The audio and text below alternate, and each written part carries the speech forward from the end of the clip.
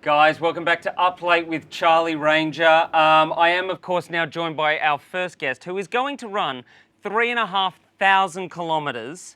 3,500 kilometres from Melbourne to Perth, raising money for an incredible charity. I'm not going to do any more of the talking about what this is about. I'm going to just introduce Brett Hillier. Thank you so much for coming on the show. Thanks for having me, Charlie. It's good to be worries. here. It's great to have you on. Before I get into the crazier aspects of what it is you are going to do, I thought it might be a nice place to start to just say you're doing this to raise money for the Bully Zero Australia Foundation. Yep, that's it.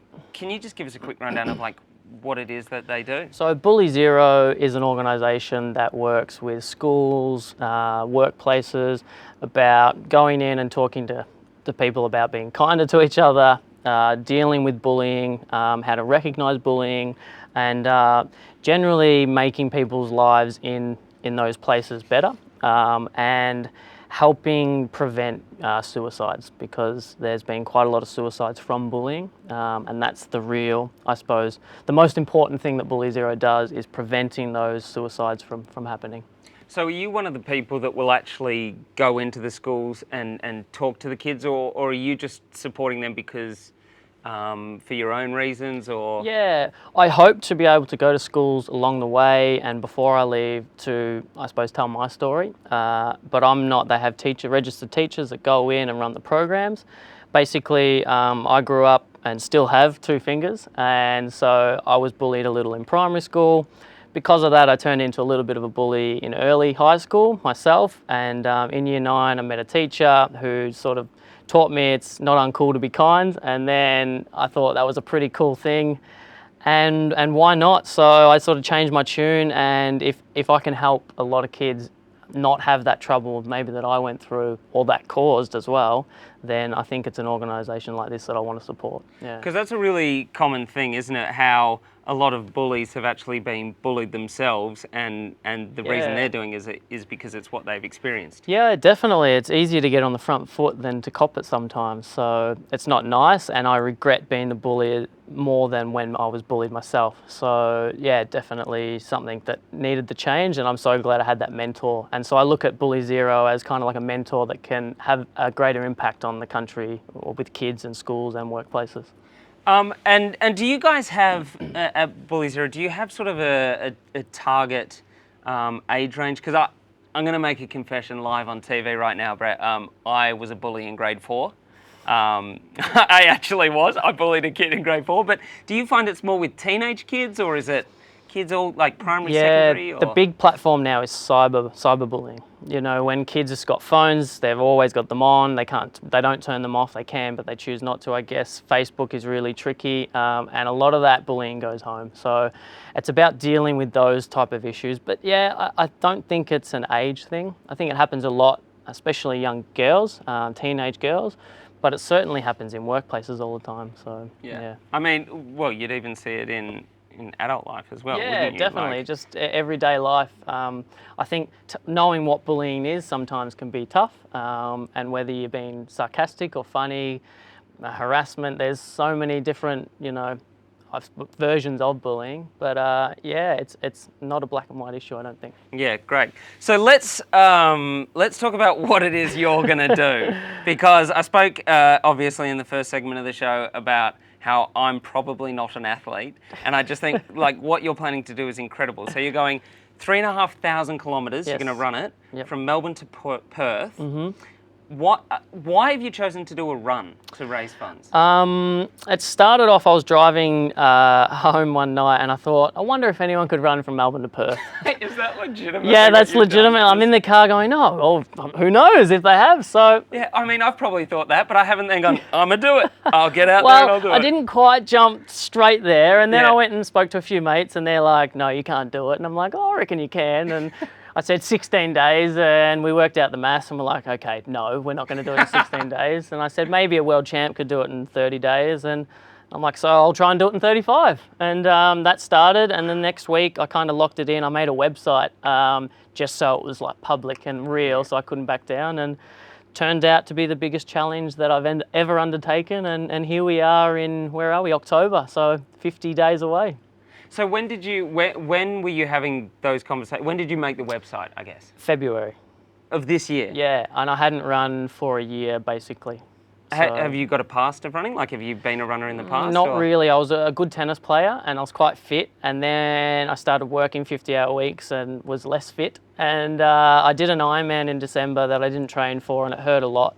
But I got through it, so I'm like, I need a real challenge. And then Wait, sorry, what are you talking about? No one just goes, oh, I shouldn't have signed up for this Ironman, but I'll do it. How long did you do? How long did it take you to do it? Took me 14 and a half hours, so it's slow, but I got it done. Amazing. Yeah. Now, you're going to do this easy now. Oh, I well. don't think this is, if you could just get up and do an Ironman. Yeah, well, we'll see. We'll see. I think the first week will be the toughest, Yeah. and then we'll see how the body goes. And from Adelaide, it's all downhill. I've seen on the map, I think it's something like this. So You were saying to me before about how much... yeah, the elevation. Elevation, Yeah. that's it. Can you tell the viewers like... So the elevation's about 19,000 metres, which works out to be about 2.5 Everest from sea level between Melbourne and Perth. So it is over 35 days and 3,500 kilometres. So it's not Everest, but it's not flat. Yeah. And like you mentioned as well, the wind. Yes. Yeah, so the wind actually goes from Perth to Melbourne. Yeah, so it'll be a headwind that I didn't account for until I'd finished my planning. Yeah. The other thing, let me just chuck something else into this pot because all right, here we it go. seems like it's all this beautiful concoction. Just a superfluous fact. Yes. Here. You're leaving December the 10th. Yes. Probably going to be pretty hot. Well, it's winter in America, so I thought... No, I got it wrong, didn't I? Yeah. I got it wrong. Silly. Sorry, Mum. Sorry, Dad. What's your support staff going to be? So my dad's coming, my girlfriend, a journalist student, and we're making a documentary too. And they'll all be in a support vehicle? Yeah, vehicle / car / tent, as cheap as we can do it. So if you've got any baked beans, please, we'll need some of them. So you'll be, obviously, like, I mean, all these sorts of stories of people doing incredible stuff for charity talk about, like, the people on the road. Yeah. Are you sort of... Have you accounted for that, or is it more just like you're going to just leave and... No, it's been a logistical challenge, as I think it will be as much as a running challenge. I've been working on this since May, non-stop, and I don't think I've got it right. And I think week one we'll go, wow, we've done no planning, and here we are in Adelaide, and we need to sort of work it out from there. But obviously, this is something that's very close to your heart. Yep. I mean, is it sort of... Is that what drives you to do it? Is that what keeps you going, or are there other things? There's probably three factors. One is that I would like to live in a world where people are kinder. That's the first thing. Second, I've never had a challenge that scared me. This really, truly scares me. And the third thing is I don't want to live a life when I get to 50 that I'm upset of living. I want to have gotten there, or however old I get, and go, you know what, I did all right, had a good innings, and I achieved a lot and saw a lot. And things like this help me sort of, in my mind, kind of go for that. So. Is it something I've thought about when you were coming on the show? Like, you know, it's sort of like the TAC who are like, we want zero deaths on the road. Is it kind of like that goal that if you really, like, people will always get bullied, or do you like go, well, that doesn't matter, we will...